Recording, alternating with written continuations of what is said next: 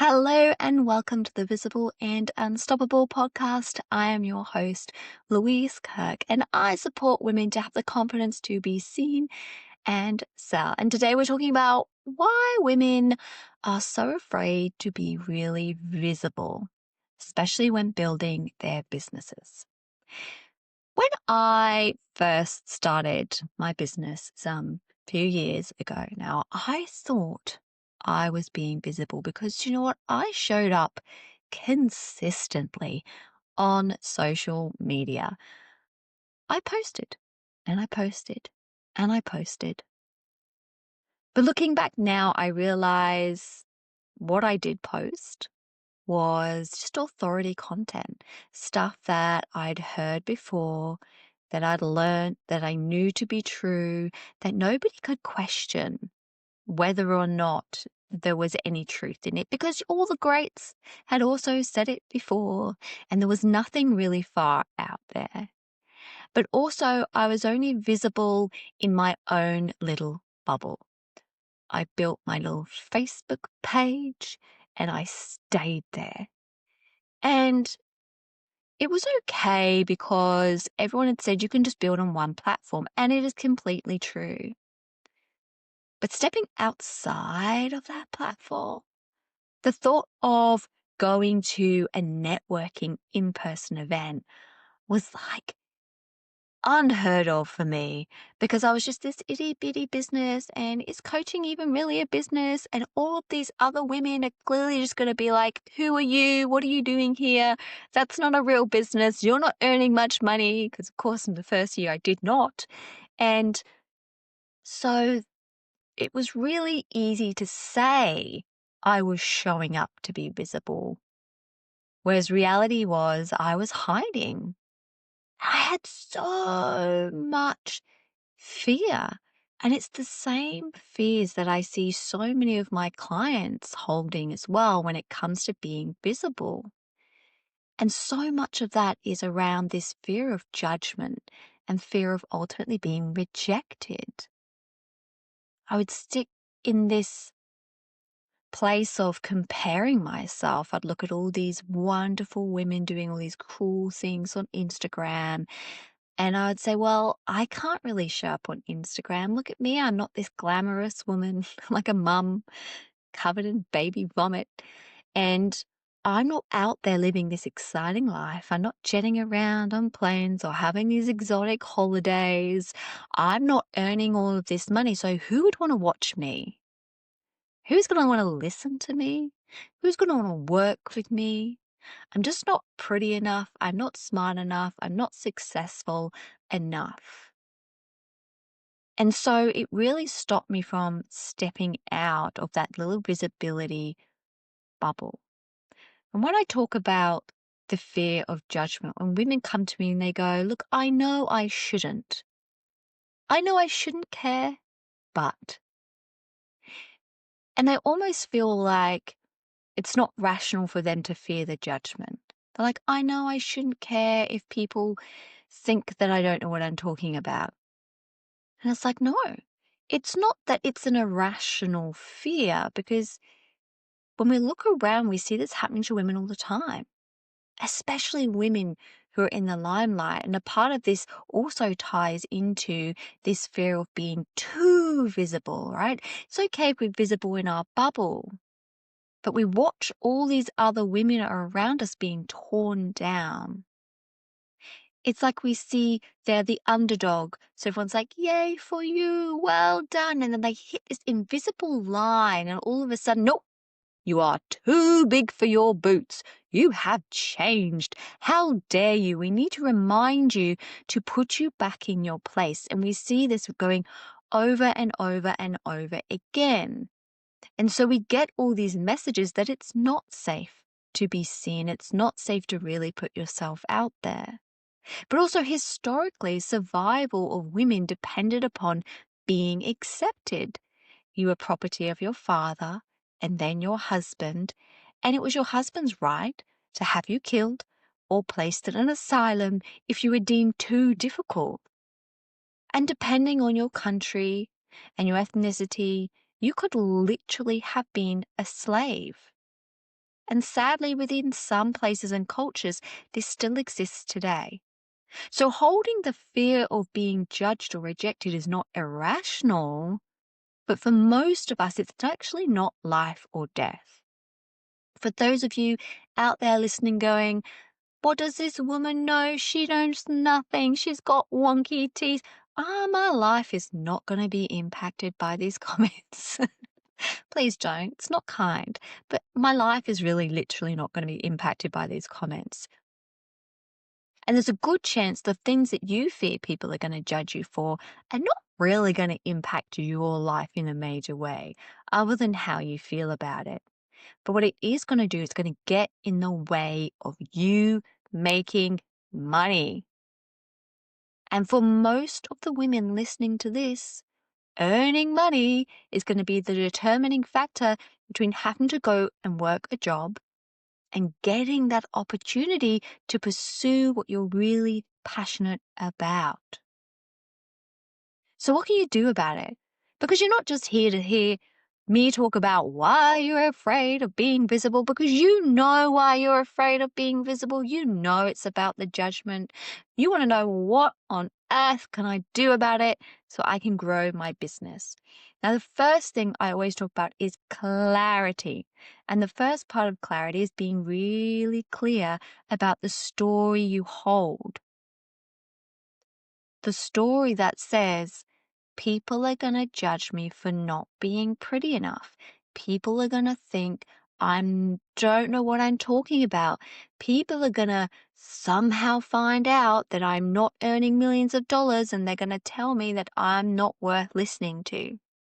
It's all those stories and getting really specific about what your story is. And the beautiful thing is, once you're aware of your story and you shift that story, it can change the whole trajectory of your business. One of my clients, we started working together probably nearly a year ago now. And when she first came to me, she was too afraid to even set up her Facebook community. She was rarely even posting on social media because she had this fear that she was not really an authority in her field, or people wouldn't perceive her that way, even though she was a qualified medical professional, right? And this fear stopped her from showing up. But once we were able to nail down where that came from and shift that story, she not only started to then show up and post consistently and start the things.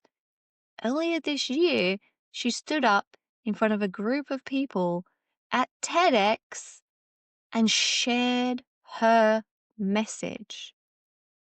So shifting that one story for her of not being someone who has the authority to less than a year later, standing on a TEDx stage shows you what can happen when you just shift that one story. Clarity is also around the clarity of action or message. So sometimes the women who come to me, their fear of being visible is because they're not really sure on the actions they're supposed to take. They're not really sure on their message that they want to deliver. And so they lack the confidence to be able to get out there and be visible, because it ties back into that story of, I don't really know what I'm talking about. And the key thing to remember is, if you hold a fear of judgment, a specific judgment, it's because you already hold that judgment for yourself. So if one of your fears is that people aren't going to want to buy from you because you're not already crazy successful, it's because you doubt your ability because you're not already crazy successful. Now, the truth is, in those first few years for any business, there is no one already earning millions of dollars. The most of the stories you'll hear are people telling you about how they spent however long not earning that much money, trialing, error, failure, getting back up again before they started finding their rhythm, before they started earning that kind of money.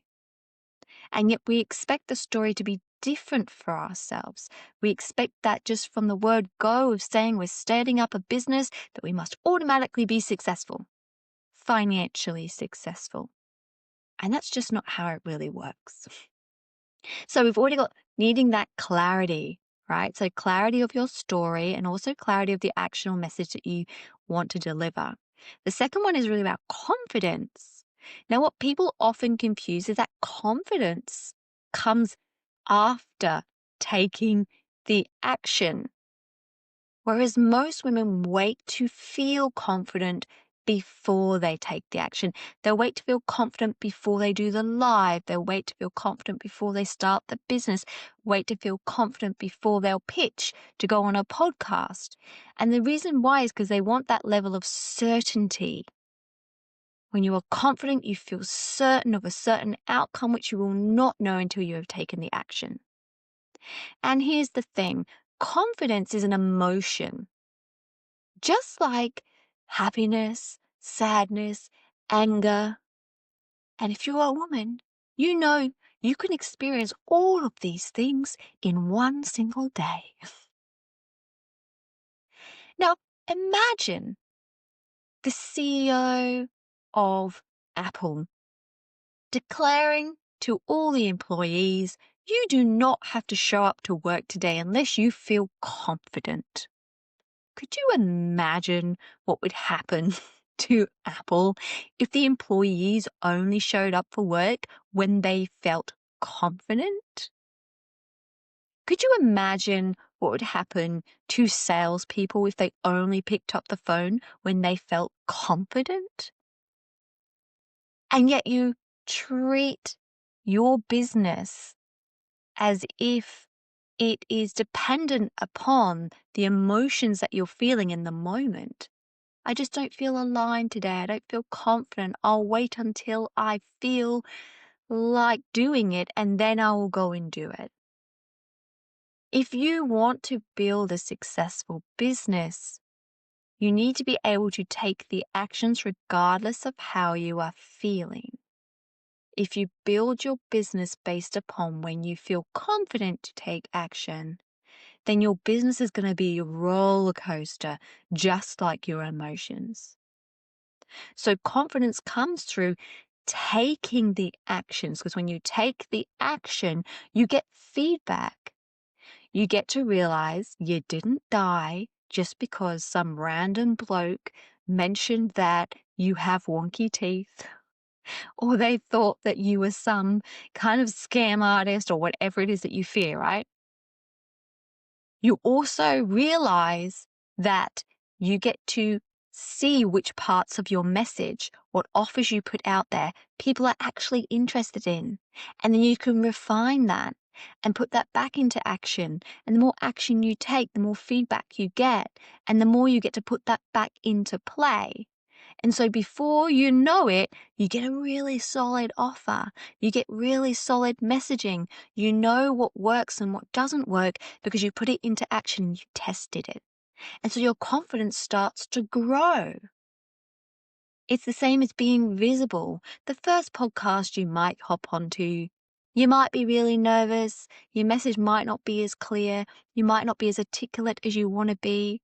But the more and more you do, the more you get used to talking about what you do, the more you get used to feeling more comfortable in front of a camera, in front of a microphone, in front of people. And so your confidence grows.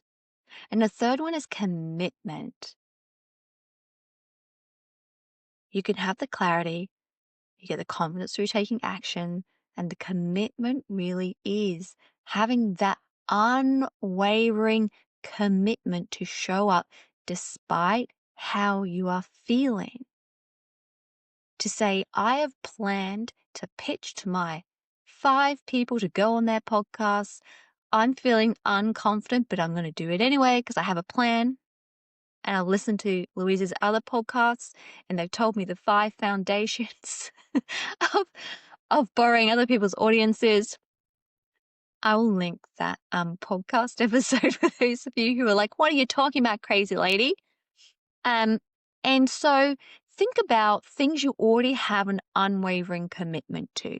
If you're a mum, you most likely have an unwavering commitment to your children. You might wake up that day and they're being a pain in the ass, they're being mean, you are tired, they had you up all night, you're not feeling well, but you are still committed to caring for them. You might not be at your best, but you know what? You still feed them that day. Probably still take them to school. If they are crying, you probably still hold them. You have that commitment to your children. If you have a partner, there is a good chance that you have an unwavering commitment to be faithful to that partner, if that is the kind of relationship that you have. And so it doesn't really matter if that hot gym guy is half naked offering to buy you a drink. You are still faithful and committed to your partner, no matter how tempted you might be. So think about your business in this way. What things are you committed to show up regardless of how you feel because you have made that commitment to yourself and to your business? Now, if you would like 3 steps to overcoming the fear of being visible because you've identified yourself in this podcast as someone who maybe needs a little bit more support into being confident to be visible, or at least to get yourself out there despite not feeling confident, then I will link the guide in the description here. That is 3 steps to overcoming the fear of being visible.